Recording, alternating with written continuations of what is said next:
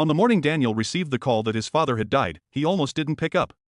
They hadn't spoken in 8 years, and the last words they shared were ones he could never take back. Daniel Okafor lived a quiet life in Houston, Texas.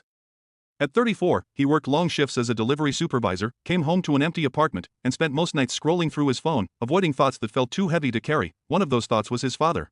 Chief Samuel Okafor had raised Daniel alone after his mother died when he was 9. A proud Nigerian immigrant and retired mechanic, Samuel was a strict man who believed love meant discipline, sacrifice, and silence.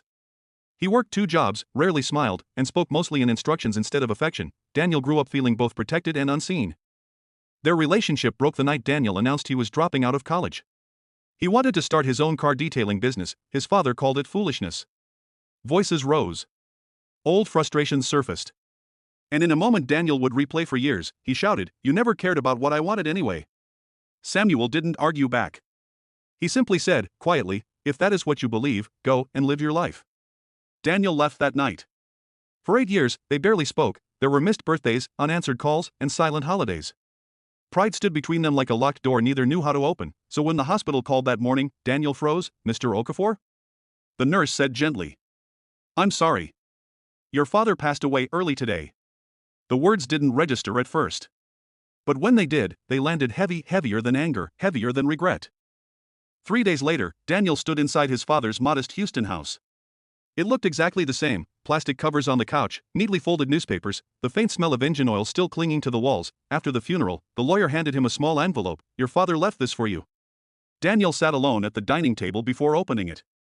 Inside was a short handwritten letter in his father's careful, uneven handwriting. "My son, if you are reading this, it means I didn't say everything I wanted to say. I know I was hard on you. I only wanted you to be stronger than me. I am proud of the man you became, even if I didn't say it enough. In the garage, there is something for you, Dad." Daniel's hands trembled. He walked slowly into the garage. The space was clean, organized, and quiet, like a museum of his childhood. Tools hung neatly on the wall.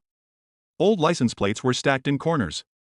And under a gray tarp sat a car. Daniel pulled the cover back. It was the old 1989 Toyota Corolla they used to work on together when he was young, the car where his father first taught him how to change oil, fix brakes, and drive.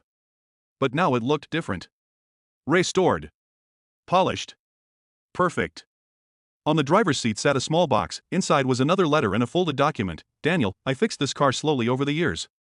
I remembered how happy you were working beside me. The papers inside are for a small workshop I bought in your name 2 years ago. I believed one day you would come back to your dream. Forgive me if I didn't say I love you enough, Dad." Daniel sat in the car and cried harder than he had since he was a boy. Weeks later, Daniel stood inside that workshop for the first time. It was small and dusty, but full of possibility. He ran his hand across the workbench and imagined his father standing